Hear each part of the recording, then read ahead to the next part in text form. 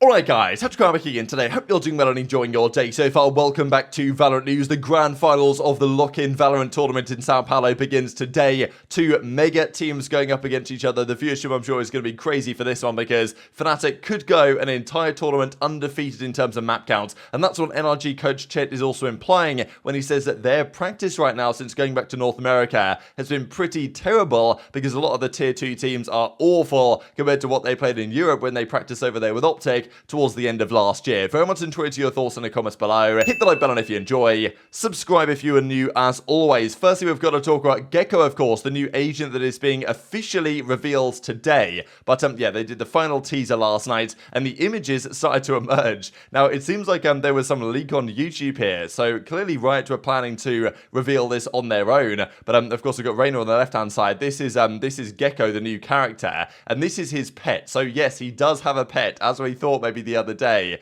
like that what's the pet going to be able to do. There was some rumors whether that would be the case or not, and we saw that there was rumors emerging that he's going to have some sort of flash, some sort of Molotov. His ultimate is going to look like Junkrat a little bit from Overwatch, and then he's got a pet that can apparently plant and defuse the bomb. So we'll see on that one, but apparently that's what's going on here, and of course now the pet has arrived. Everything kind of aligns towards that, and yeah, this is what they were trying to reveal themselves, I'm guessing, because Mike at ValorLeaks puts this out. Is that introducing Gekko, and you know, this guy from Riot is like, oh, we were hoping to do the introduction ourselves, but not going to be the case. This is Gekko, so welcome to the party. I do wonder though, what do you guys think about this? Because I saw this discussion yesterday from runitback.gg, because they're adding a lot of new agents every few months. I think they're adding 3 per year, which is quite substantial, and obviously a lot of them get added into the meta, and some of them aren't, you know, usable anymore. Like, what does the long term of this look like, right? Because the more agents you add, the more abilities you bring in. Of course, right here we've got many things from Viper, we've got things from Killjoy, we've got things from Harbor, and there's just a lot of stuff going on the map here, right? And this is only a couple of years into Valorant. Can you imagine 5 years time when there's another 15 agents in the game? Like, you know, to actually figure out what's going on. Like, I don't follow League of Legends,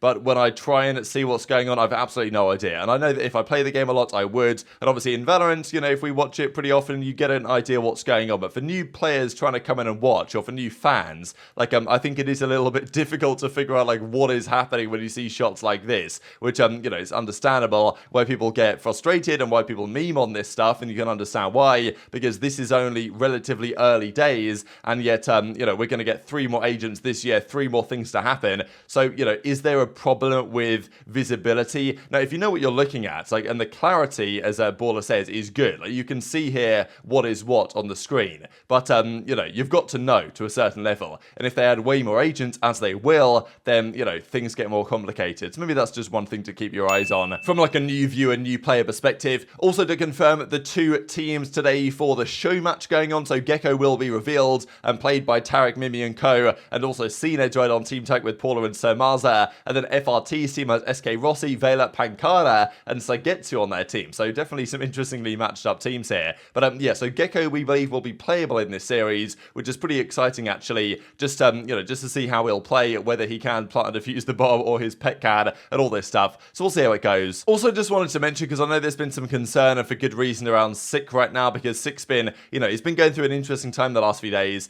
He's been doing all sorts of different stuff. He went to some Ferrari dealership yesterday and basically got kicked out. So you know, I hope all's well with Sick, and I know that people are concerned about him, and I think for good reason. And ShahZaM did say answer your phone. So yeah, hopefully ShahZaM and those close to Sick are trying to reach out and ensure his safety and ensure he doesn't go one step too far here, because yeah, the last few days have been a wild ride for sure on his Twitter account, and ShahZaM and others are trying to, well, get him in back to where he needs to be, I suppose, at the present time. So hopefully that can come true as well. Also, with Premier being confirmed as we saw yesterday, Prod says, happy to inform you all that UB are making their comeback to competitive, hashtag UB fighting, and you know, Sinatra's like, who invited my bad blood? So pretty entertaining stuff. I do wonder what you guys think about this going forward, just because when Premier arrives, that is going to be the path to pro in the future. So probably for next year, for the Ascension qualifiers, there won't be any open qualifiers they've done before, not Ascension, right, but qualifying for challenges. There won't be any open qualifiers like that. It'll be done solely through the Premier situation, right? So you would imagine that Sinatraa and Co will potentially field a new team, and Sinatraa might be implying here that, like, hey, we're not playing with you anymore, Prod, type thing. But, you know, obviously they never took it too seriously in the first place. Speaking of North American tier 2 teams, cNed makes quite quite the statement last night on the state of practice in North America right now. So NRG Ched, of course, formerly of the OpTic team last year. Towards the end of last year, that OpTic team, they went out to Europe. I think they went to Poland briefly to boot camp there and to practice with European top teams ahead of the World Championship in Istanbul, where they did rather well, of course. Now, they're now on NRG, and Ched and NRG are trying to get good practice against the North American competition. Now, of course, some NA teams, arguably most NA teams, have made their way back from Sao Paulo now. Some players, they're like Pancado and co, they're still there, of course, because they're playing the show match, so they can't necessarily NRG get practice against some of the top tier teams. And also, like, do NRG want to scrim 100T? Do they want to scrim Sentinels? Because they are teams that they will play in the tier 1, you know, the actual regular splits coming up relatively soon in a couple of weeks' time. They will prefer, generally, the tier 1 teams, the partner teams, to play the tier 2 teams, the Ascension rosters, the Challengers rosters, that,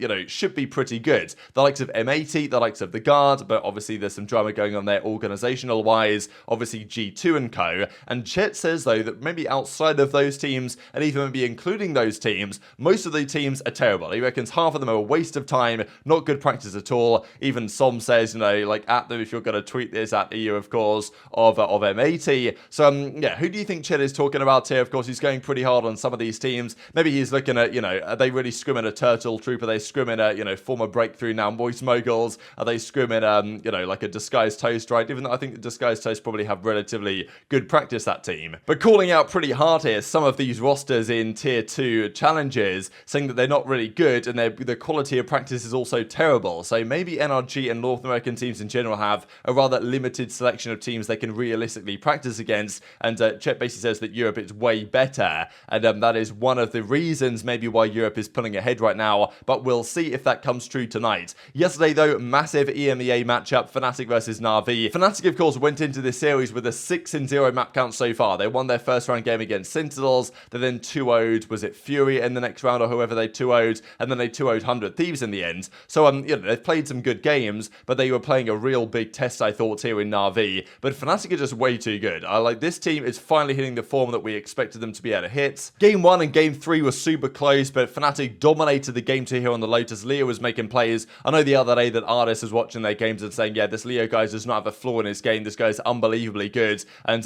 yeah, it's not exactly a massive surprise that Fnatic are incredibly good, but I was impressed really at how well they won this series. I thought this was going to be a banger. I thought maybe a Game 5, but no, Fnatic finally are showing this level that we expected them to be able to deliver for some time. And finally, they're in a spot where they're going to the grand finals effectively as favorites. I know that people would say, okay, well, Loud, like, yeah, this team, home crowd, all this type of stuff. But having looked at some of the numbers and what people think, I think, honestly, Fnatic are the favorites in this series, and understandably for good reason, because they, okay, it was 13-11, map 1 and map 3, but wow, Fnatic, when the push came to shove, right, and when the crucial rounds came down, they always had something in the locker. And, you know, just what a series it was. Chronicle making plays, at least for Fnatic's side, over quicker than I thought it would be. And, you know, Fnatic kind of bored, it seems, about this one, because they were just having it such an easy time. So they make the grand finals against Loud. I'll just share what Sgares believes here and why he thinks Fnatic are the favorites to win this. Like, these guys look crazy. I think Loud look a little bit worse than Fnatic. Loud look like the aimers. Fnatic look like the stratted up team that's going to bust out like 3 set plays that are going to win them really, really, really important rounds. They have a lot of trap plays. It's insane. I mean, even that last round, that Brimwall, it is hard. Like, I was pointing out a lot of the traps that they had throughout the map. It is very, very difficult to play against that. Like, very hard to not lose players left and right. And then they're rotating off of their traps into other areas. They have protocols for that. Like, this team is like a different beast to play against. You're playing a different game when you play Fnatic. If Fnatic win lock-in without dropping a single map, I think that'll be like the most impressive thing I've ever seen in Valorant, right? Has to be. Has to be. Because right now, the regions are so close and the competition is so stiff that this would be like one of the craziest tournaments to go undefeated in. So a dominant performance over the course of the series, and they still are undefeated in map count so far this tournament. We'll have a look at the bracket here in a second. But over all those two groups, after the single elimination situation, in fairness, right, you look at this, okay, some unfortunately pretty good teams got eliminated round one. For example, if you look back at, you know, something like GenG, they put up a good fight against Loud, and now Loud are in the grand finals, but they went home round one. Even Sentinels, another good argument to say that poor Sentinels, right? They played Fnatic round one, a team that hasn't lost a single map this entire tourney. I even said it, I think, a couple of weeks ago, like, Sentinels could be the second best team in the world if Fnatic are the best team in the world. That's probably not the case, but the reality is still there, unfortunate for Sentinels fans. This is their bracket, right? I mean, it's mad, the fact that they've achieved this. They're going almost on a similar run to what Sentinels did at Masters Reykjavik back in 21, right?